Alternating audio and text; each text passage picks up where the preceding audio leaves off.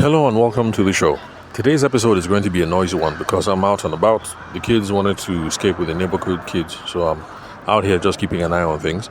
Well, and also just in case you hear me shouting at some folks, it's sorry, one moment. That hurts. Okay, sorry about that. I had to attend to one of the kids, so that might be happening every now and then. Okay, let's see. Oh, well, first off, I'd like to say thank you to those of you who reached out to me after the last episode to say congratulations on the radio show. Yeah, thanks. I really appreciate the support. And don't worry, I'm still going to be here. Podcasting is my first true love. I'm just trying to see how I can use radio as a business development tool. Not just radio, but traditional media. Because I think even though we're in the age of social media, I think radio, television, billboards, things like that, they can still be in play for business development. So I'm going to keep you guys updated, as I make progress in, trying to explore traditional media for growing businesses. So today, I would like us to look at WhatsApp outreach. Now, I think that it's a real topical thing to tackle because people try and do WhatsApp outreach all the time. People are still trying to hit me up on WhatsApp, trying to get me to do business with them. And so, just like I've done in the past, I'm going to do today. We're going to look at one instance of how somebody has done WhatsApp outreach and then how you guys can tweak it to your own personal circumstances in case you are interested. That's if you're interested in trying out these sorts of ideas. Now, the reason why I'm looking at this particular idea in particular is because when I saw this guy's message in my inbox, I thought, man, this is really interesting because I haven't received this kind of message before. Sorry, one moment. Okay, sorry about that. One of the kids got hurt, so I had to go and, intervene. So the reason why I'm looking at this guy's WhatsApp outreach is because I think it's really, really different. I mean, I've heard about it in theory, but I haven't seen it in practice. So let's go ahead and explore it today. So this is the background. Someone reached out to me, and let's call him Peter Parker or Spider-Man. Of course, not his real name, because I don't have permission to use his real name. And also because the guy was giving me, like Peter Parker vibes, like high energy, very sprightly, that sort of thing. And of course, it's always good for business when, from the beginning, people can source out who you are. They're beginning to get a sense of who you are, get a feel of your vibes and things like that. I mean, these are things that help you stand out, impressions. And that's the reason why I tell people that, look, in business, don't try and be somebody else, just be yourself. Because when you're yourself, it's cool. The impression is much more genuine and much more long-lasting. So I tell people, look, don't try to be me, because if you're trying to be me, you will flop. It's the same thing. I shouldn't try to be you. If I try to be you, I'm going to flop. So just be yourself. It's okay. It's cool. And actually, if you're yourself and you repel other people, it actually is a good thing. I mean, some people think of it as a bad thing, but it actually is a good thing. If you and I are not vibing, chances are it's going to bleed over when we start trying to do business. So we're better off not doing any runs together if already from this small toasting stage, we're not vibing. So just be you. So Peter Parker, Spider-Man. Now, he hit me up. He said he got my contact from Google My Business. And that's the reason why I've been telling you guys on the podcast for a very long time that you guys should set up your Google My Business profile. I was talking about traditional marketing earlier. So the way I explain Google My Business is I explain it as a billboard on the internet. Because when people Google something like caterer, best caterer in Abuja, or best caterer in Anambra, or caterer in Ihemili, or something like that, the search results show up on the left, but then on the right-hand side of the page, there are some businesses that pop up in, with the big squares and, the photos and with extra information like address and time open and then stuff like that. So the people who show up on the left, that is the Google My Business. So that's the reason why I've always said that you guys should consider doing something like that, because it's a much nicer way to show up on the internet. Because if you have a good Google My Business profile, if you set it up right, and then if you get lots of interactions and reviews and things like that, you show up in the searches and you show up in a very nice way. So on the left side, people are showing up as blue links in Google, but you will show up on the right hand side, with that huge box with your business name, bold, with your pictures, bold, number of reviews, bold, phone number is there. If somebody wants to call you, they can just click on the number straight and then just call you up. So yeah, Google My Business. But unfortunately, I've been hearing gist that Google My Business is going away. I don't know how true it is because, all this digital marketing stuff is not really my forte. But that's the gist I've been hearing, that Google My Business is going away. So if you want to get on that game, perhaps now is the time to do it. So if you're listening to this podcast episode at the time it's being recorded in the year 2025, then I think you better hop on that, because I've been hearing just that it's going away. So if you're listening to this in 3062, then sorry, nothing for you. I'm sure that technologies would have moved on since then. So he says he got my details from Google My Business, and the services that he provides, that's Peter Parker, he's into graphic design. Now initially, okay, well, let me just go straight into the offer.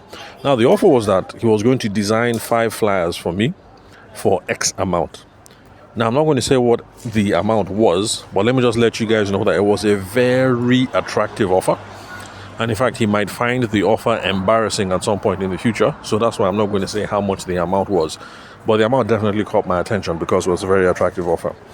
So the offer was that he was going to design 5 flyers for X amount, and I would only pay if I like the designs. He also said that he was going to gather all the information from my profiles, so I didn't even need to send him anything else. So let me repeat. He said he was going to design 5 flyers for me for X amount. It was a very attractive offer. In fact, an embarrassing offer. So that's why I'm not going to say the amount. And I would only pay for it if I liked it, and he would gather all the information from my profiles. Now, what he's trying to do here in traditional sales and business development is called a risk mitigation strategy. Because when you're reaching out to people, people don't know who the hell you are, and people don't know who the hell you are, what the hell you're about, and it's a risky proposition trying to do business with strangers. So there are some people who have come up with tactics when you're doing business outreach to try and mitigate, to try and reduce that risk, make the risk seem small. So in this case, a total stranger hits you up and says, look, this is what I do. These are the services I can provide.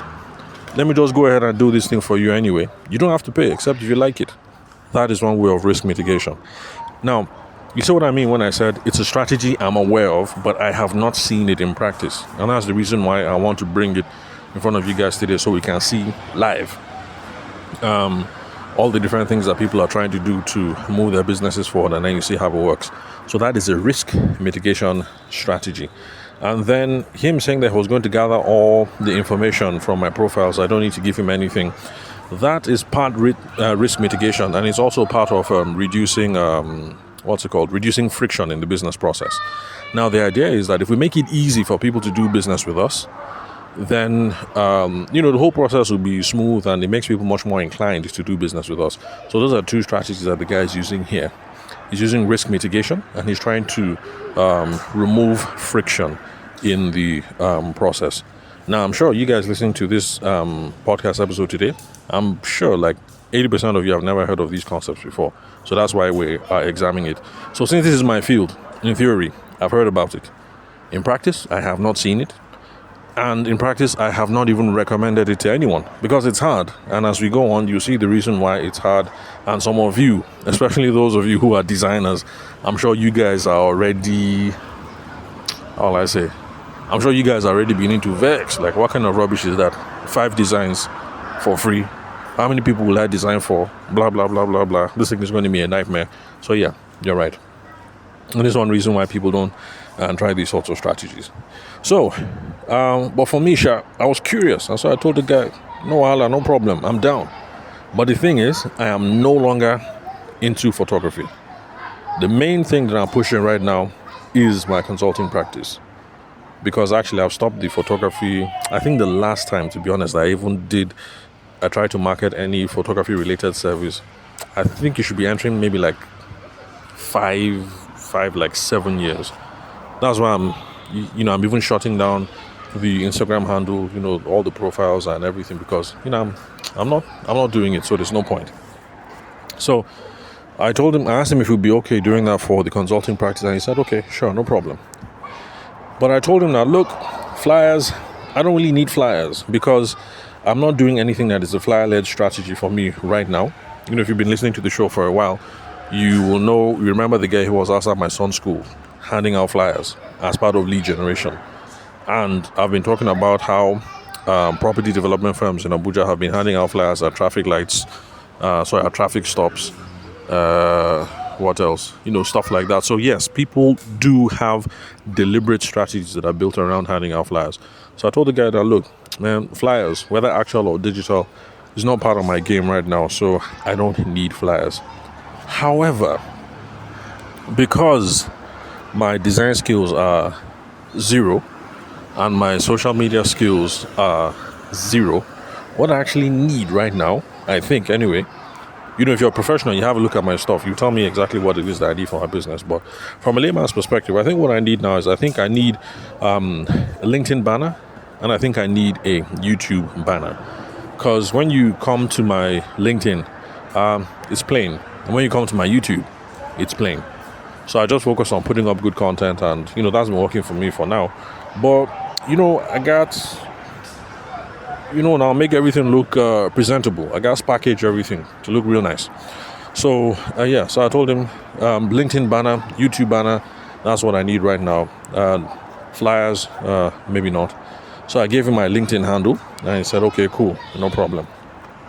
Then we will start the work. So this was a conversation that we had on, let me see, was it like maybe Saturday or so? Then on Monday now, the guy hits me up and then he starts trying to haggle a new price. Now, if you're going to try this kind of strategy, even beyond the strategy itself, any interactions that you have with potential customers, you should always keep to the terms of your offer. Don't make an offer, then come back halfway and then start trying to renegotiate. We have to keep the expectations consistent with our prospects and with our potential customers. We want to keep the expectations consistent and want to keep the experience consistent. So don't come back halfway and then try to renegotiate anything. In fact, if anything, we should think very well at the beginning of crafting the offer, whether this thing is a sweet deal for us or not. And if it's not a sweet deal, don't put out the offer. If you think it's a sweet deal, you can kind of make this thing work, then put out the offer and then trust the process. But don't make an offer and then you come back and now start trying to renegotiate anything. But anyway, I'm still curious about this guy's work. And what he's calling for the renegotiation stuff is okay. It's not that much of a big deal. As in, yeah, I'm strapped for cash right now, because of moving house and everything. But, the money that he's asking for, I can raise it. It's not a problem. So, where was I? So he starts trying to negotiate. So we agree on the new price. Now, Peter Parker, Spider-Man, remember, not his real name. He told me that the work will be available Sunday.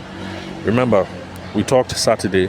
He came Monday, tried to renegotiate. He now said the work will be available Sunday. So I said, okay, no, Sunday, no problem. Then I wake up on Sunday now, and my guy sends me a new message. He says he has no access to LinkedIn. So he has not been able to view my link and all the stuff that I sent him. No access to LinkedIn. So now let me comment on that.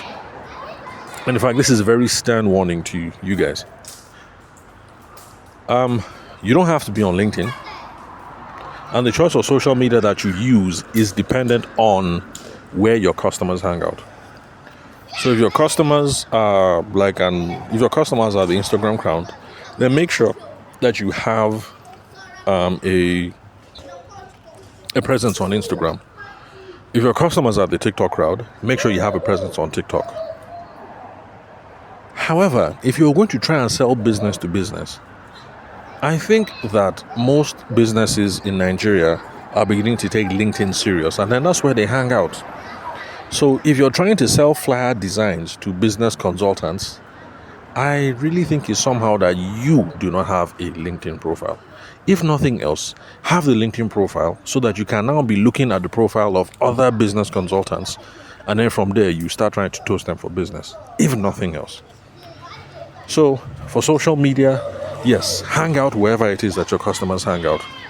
But then, if you're in the business to business space, you are selling to a business, it will not hurt you. I really think it will not hurt you to open up a LinkedIn profile and just hang there, and from there just be using it to be spying on people. Is this a good person to do business with? Is this not a good person to do business with? Or let me do outreach here, let me do outreach there. Some people put their phone numbers on LinkedIn, like my phone number is there. People put email addresses, websites. It's a treasure trove of information. So you can go there and look for prospects. So if it's all to the business space, I beg, you need a LinkedIn profile. So those of you who sell like corporate hampers and things like that, you're not on LinkedIn. Like, I don't understand. Yes, you should have the Instagram handle so that when people say, when you're chatting on LinkedIn and they say, I want to see some samples, you now send them the Instagram whatever. But you want to get people's office addresses, office phone numbers, email address, so you can start chasing down and looking for new customers. I really think for some people, especially if you're business to business, your customer is a business, I really think LinkedIn is the place to be. So that's my warning to you guys. So I was shocked, quite frankly, that he didn't have LinkedIn. But anyway, that's not a problem. So he asked me to describe my business. I said, okay, sure, no problem, I'll do that. And which leads me to another failure in this guy's approach, because I've been telling you guys time and time again that Google is here to stay. And Google is a nice way to research people.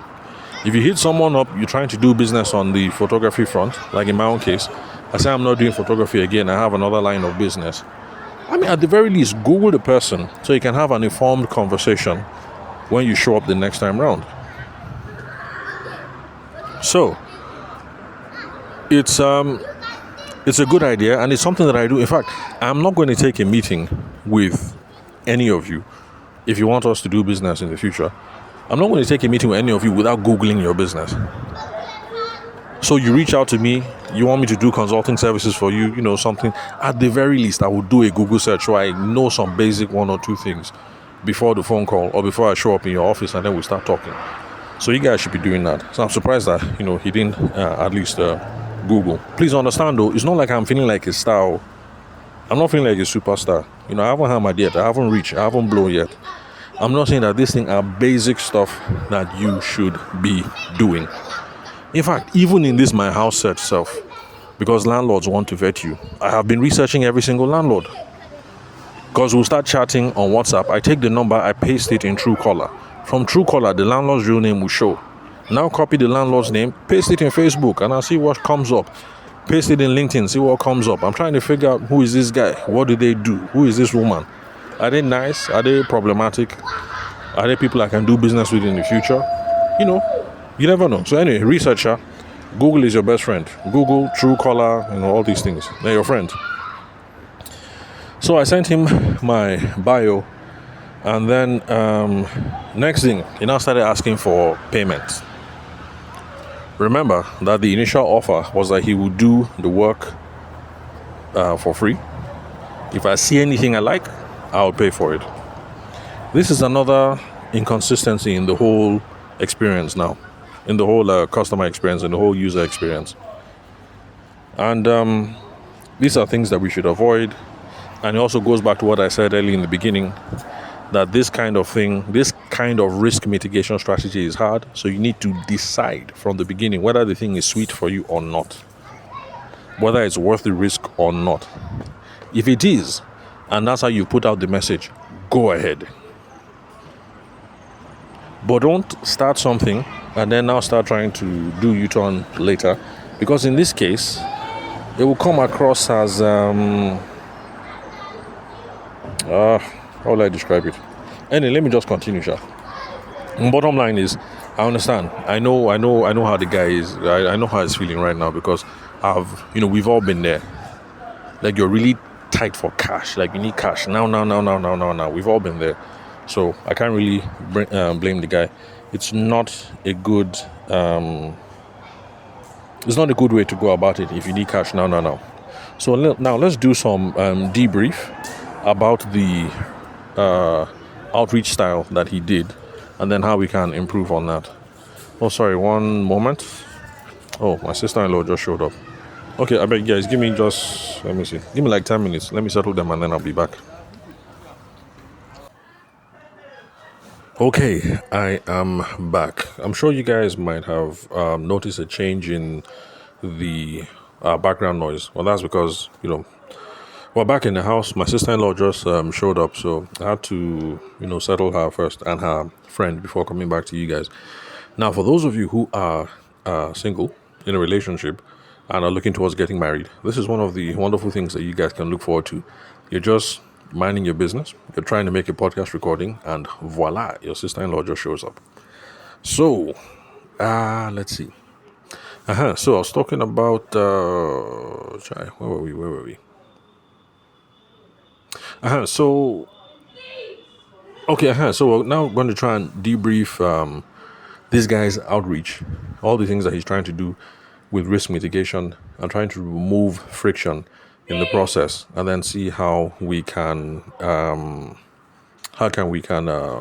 improve what it is that this guy Peter Parker, that was the name we selected, Peter Parker, Spider-Man, to try and see how we can improve his business outreach.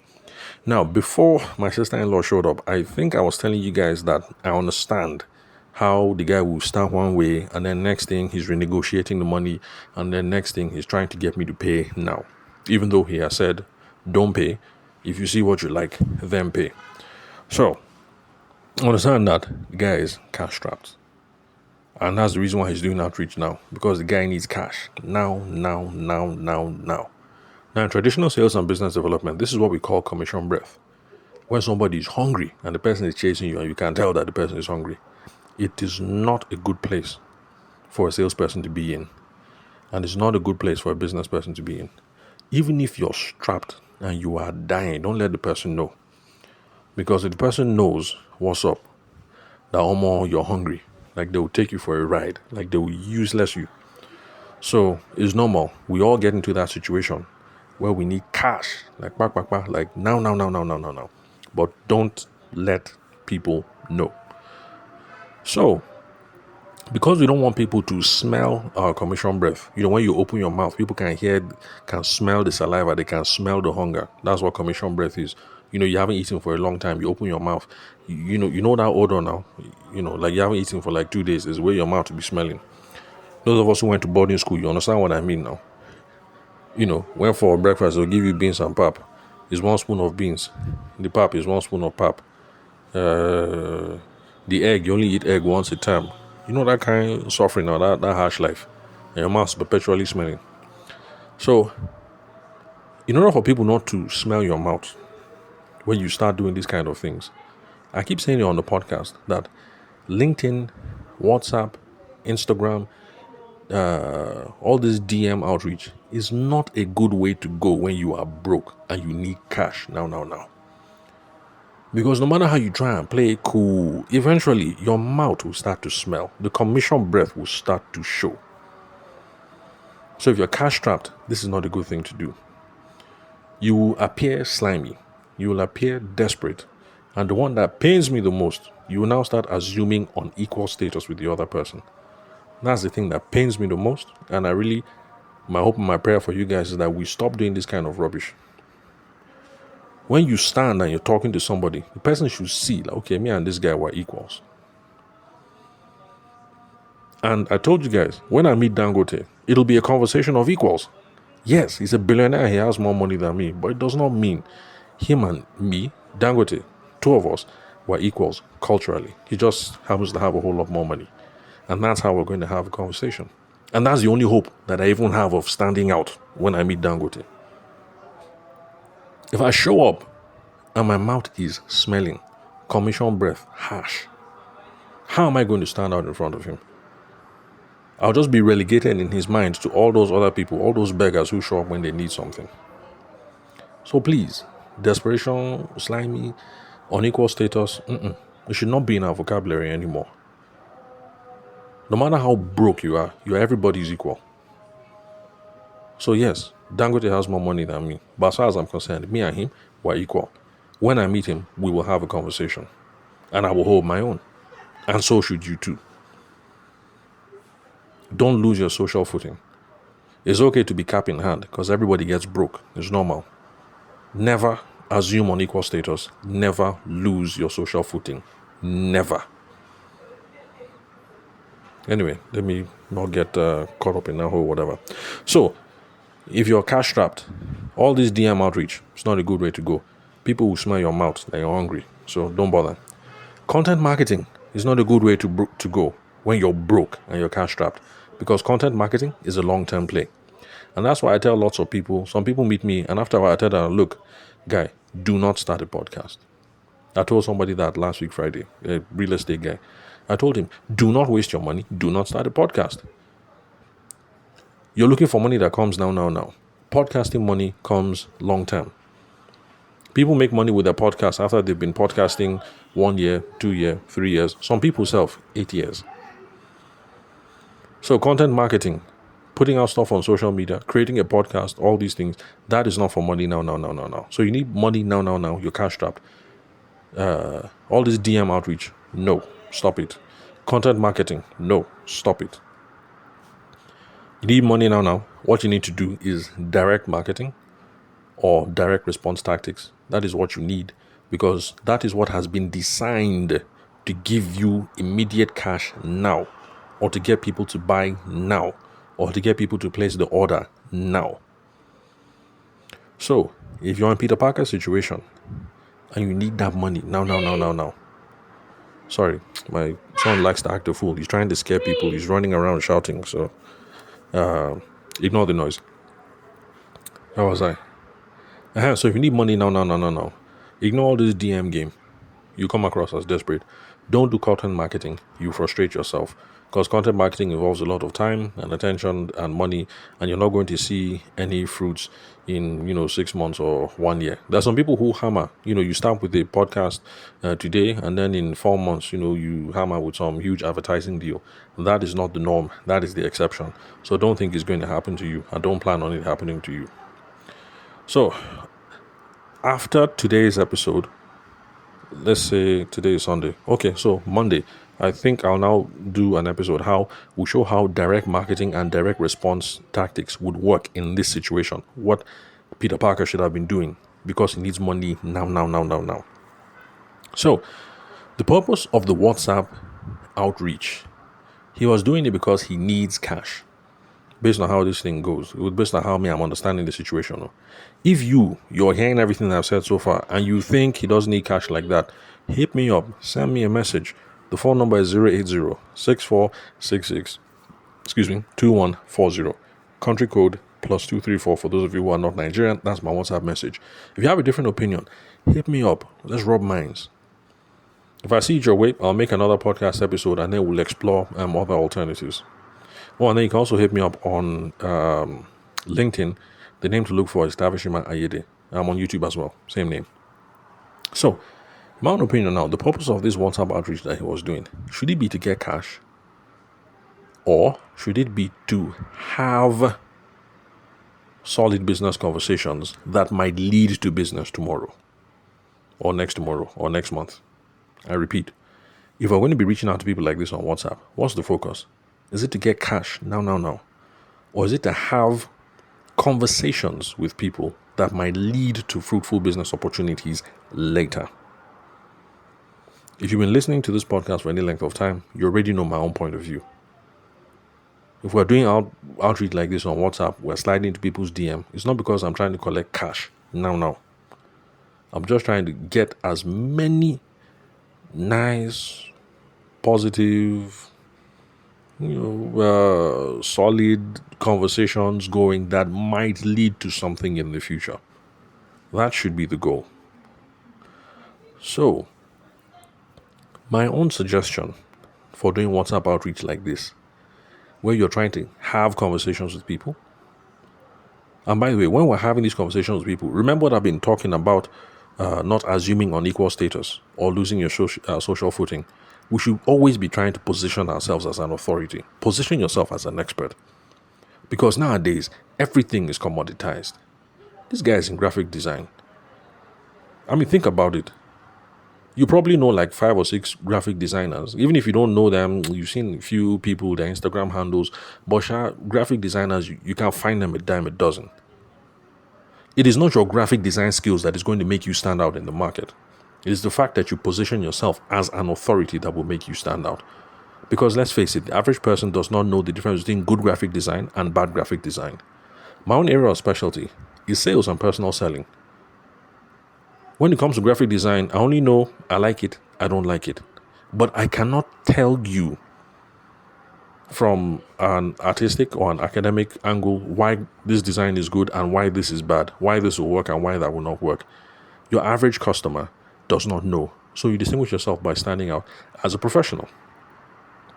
As a business growth consultant, I can tell good from bad. You listening to the podcast, you don't.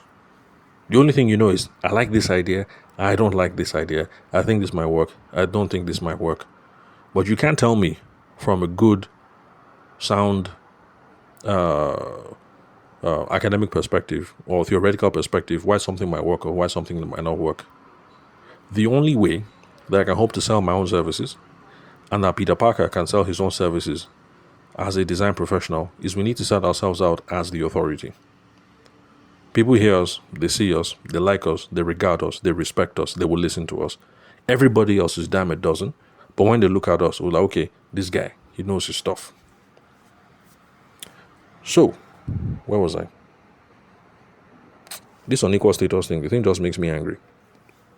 Where was I? So, the way now, my own suggestion for how to position yourself as an authority and initiate solid business conversations that will end up closing deals later.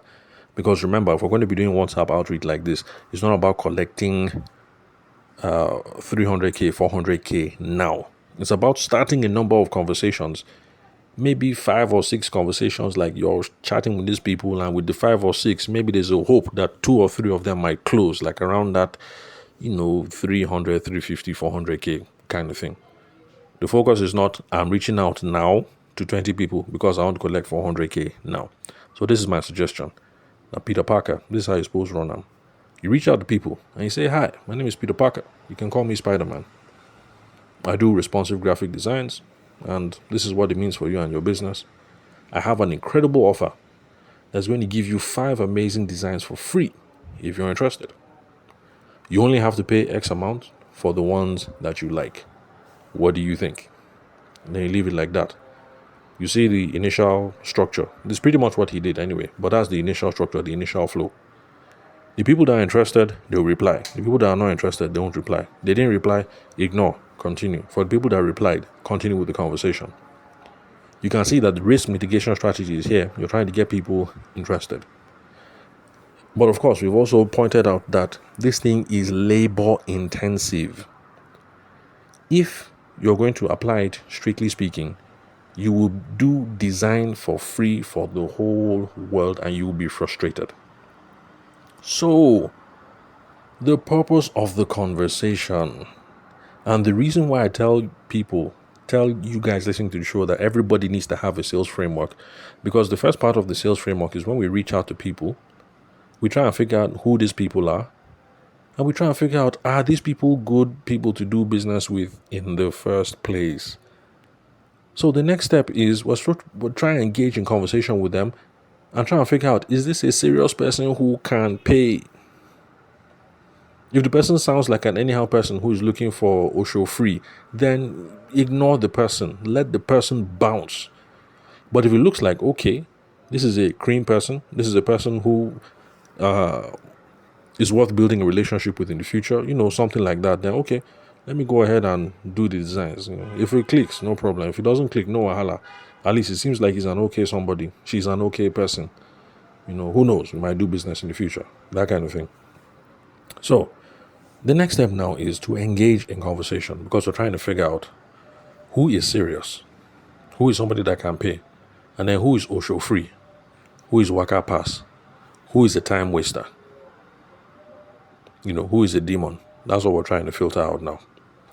In traditional sales and business development, that is what we call discovery and qualification. You're asking questions about the person. You're asking questions about their business. You're asking questions about the opportunity. You're asking questions about the problem. You're asking questions about the vision. You're trying to feel this guy out or feel this girl out. That's the whole point. Because I only want to give a proposal, an offer, a presentation, a whatever to somebody who is serious. Because I don't have time for time wasters. So, after this whole first whatever, hi, I'm Peter Parker. I do responsive graphic design. I have an incredible offer, blah, blah, blah. You only pay if you're interested. The next thing is to start asking questions about them. If you have been listening to the podcast from like 2 weeks back, where we did the episode on selling like a spy, where the guy spoke about elicitation, getting people to have free flowing conversations, go listen to those episodes again, so you get caught up to speed. That's the focus of everything that we're going to have to do now. So now let me rewind. I've gotten to that part where I say, hi, I'm Peter Parker. You can call me Spider-Man. I do responsive graphic designs. I have an incredible offer that will give you 5 amazing designs for free if you're interested. You only get to pay X amount for the ones that you like. Would you like to know more? Are you interested? Does that sound like something you'd like to invest in? Whichever way, you want to do call to action. But you must always do call to action because that's how we get feedback. It's only when we ask people to do something, that's how we get feedback. So that's your risk mitigation strategy in play. Now, for people who will say, yeah, okay, that sounds interesting. What have you got? Where Peter Parker goofed was where he now said, don't worry, you don't have to tell me anything. I will go to your website and get all the information that I need. No, error. That is foul. That is a failing strategy. Engage the person in the conversation because you're trying to figure out, is this a person or substance? Somebody who can pay? Is this somebody who is looking for Osho free? Is this person a trickster? Is this person an unserious somebody? Because there's some people who have no conscience. In fact, they'll try and get you to design the first 5.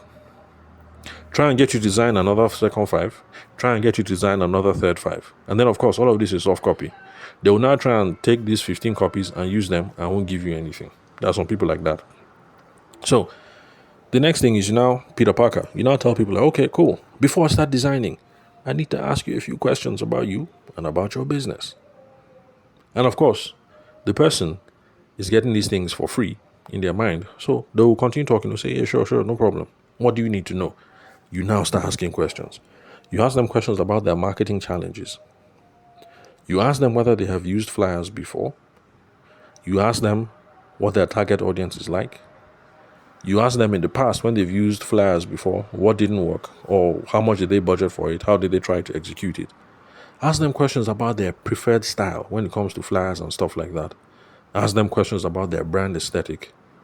Because all of us, we have a certain brand that we're trying to portray in our businesses. So you ask. You ask them, okay, for the flyers that I design, what kind of messaging do you want to convey? What's the call to action? What do you want to achieve? Then you also ask them, is there any existing marketing material stuff that I can see? Can I see your logo or can I see the last whatever campaign you did, something? Now, by asking all these questions, it seems plenty.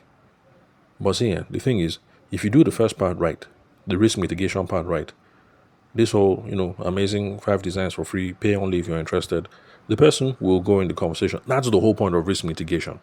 We're trying to get the person to be calm and relax. Like, okay, there's no risk. Let me follow this guy and be talking. After all, what do I have to lose? If I talk and I see the 5 designs and I don't like it, yeah. If I like it, no wahala, I'll pay. After all, the money that he's calling is not too big. So, the whole point of asking all these things is, this is how you now figure out, this guy, this babe, are they serious? From the way that they're replying you, from the way that they're responding, you now know, is this an educated fellow or is this an illiterate person? Is this a babe who is trying to move her business to the next level or is she looking for Osho free? Is this somebody who likes to get the best out of what they pay for, or is this somebody who is always looking for things that are cheap? By having these conversations, you'll be hearing some kind of things that will let you know where this person is, where this person falls. That is what will now answer the question, is it worth the risk of doing 5 designs for free? If you hear that this guy is cheap, or you think that this babe is useless, then there's a way that you just bounce and weave the conversation. But if it sounds like, okay, this is a solid somebody, this is a serious somebody, this is somebody I'd like to keep in my network, then yeah, it might be worth the risk of doing 5 designs for free. Because if the person sees what he doesn't like, yeah, no wahala, no problem. At least you're expanding your network, and there's a possibility of you calling back tomorrow or next week or next month to do business with the person again. If the person sees the design that they like, you have entered the account. That's all people now say, land and expand.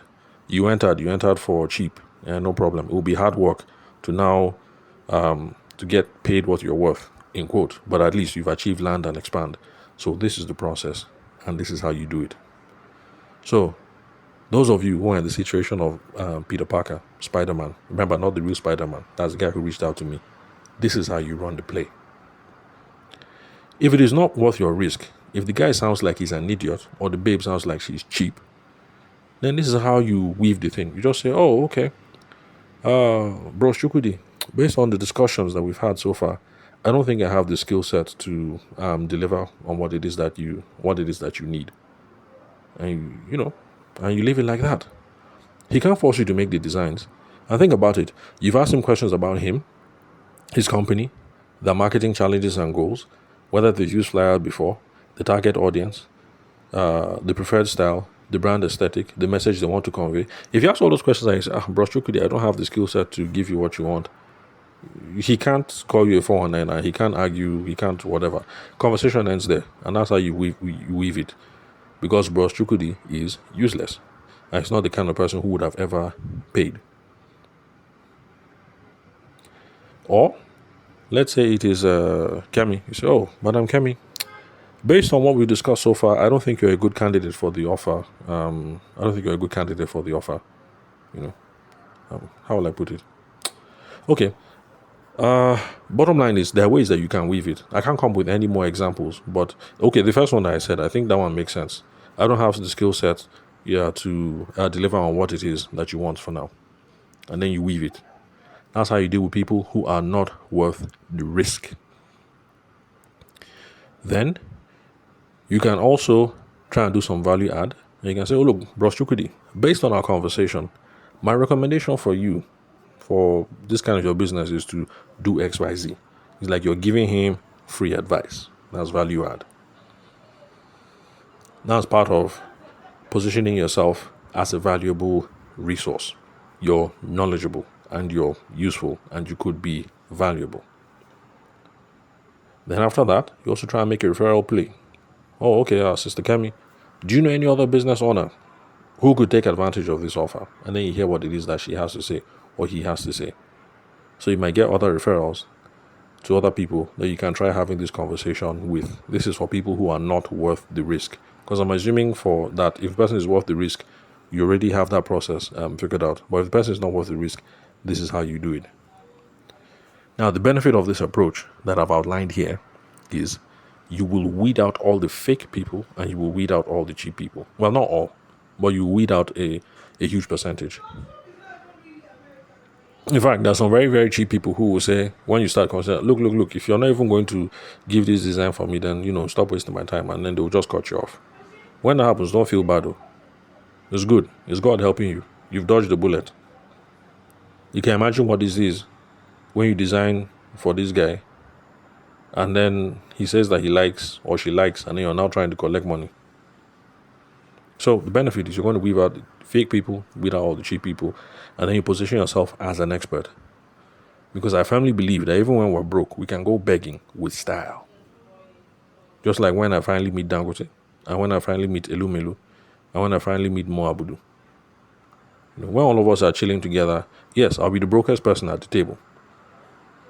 Even if I'm begging, I will go begging with style. And I'm not going to lose my social footing, and I'm going to maintain equal status with them, even though they have more money than me. So, where was I? Anyway, this is over 40 minutes, so let me just wrap up. Let's have realistic expectations. If you're going to try this kind of approach that Peter Parker is doing, don't expect to get paid for every single conversation you have. You won't get paid for every single conversation you have. Even when you separate the cheap people and you separate the wheat from the chaff, and you're only dealing with people of timber and caliber, people of substance, you're not going to end up doing business with all of them. But I can promise you one thing: you will be broadening your network. If you try and do this thing, 2 to 3 people every single day, you do it for like 1 or 2 months. Whether you get paid or not, I can assure you, you are going to be broadening your network, and that's one of the reasons why. At a certain point in my practice as a wedding photographer in Abuja, there was no wedding planner that I didn't know, because I had tried to hit up a good number of people somehow, whether it's WhatsApp or enter their office or something. I knew people, and people knew me. I wasn't always able to leverage it into business opportunities, but at least I knew people. People knew me. I was quite well networked, and it's also something that has been helping out now that I am doing documentaries. That's apart from my consulting practice, that I do documentaries for NGOs, international developmental, what do you call them? International NGOs. Is also something that has helped because I have been well networked within the community, and so it pays off. So you might not make money now, but you're broadening your network, and I can assure you that it's going to pay off in the future.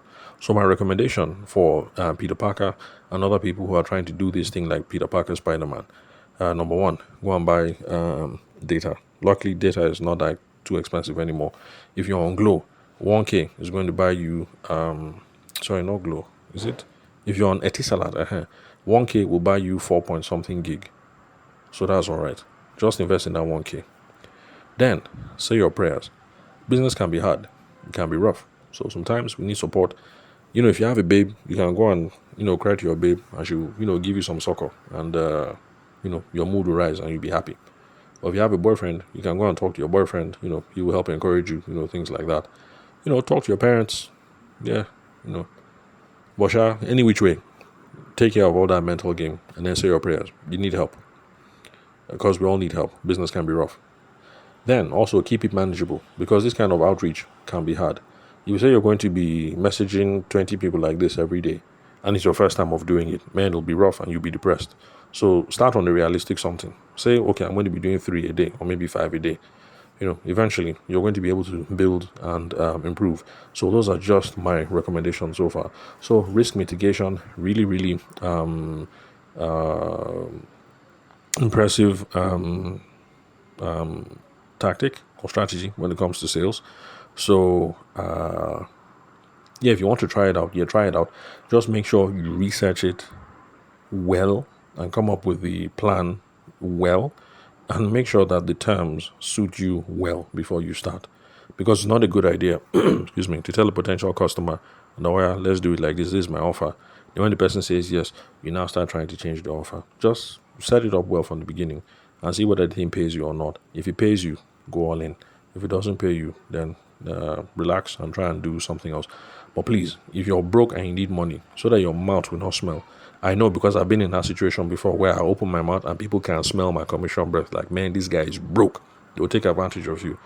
All this LinkedIn, DM, WhatsApp, Instagram, trying all that DM thing is not going to work.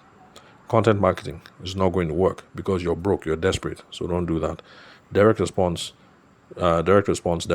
marketing. These are direct marketing, direct response tactics. These are the things you should be doing. Tomorrow, I'll come up with a couple of ideas to see how our guy, Peter Parker, could have done some direct response. So thank you very much for listening. I'll catch you guys at the next episode. If you'd love to connect, the phone number is 080-6466-2140. Country code is +234. Excuse me. Where was I? Yeah, country code +234 for those of you who are not Nigerian. Then you can hit me up on LinkedIn. Yeah, the name to look for is Tavishima Ayede.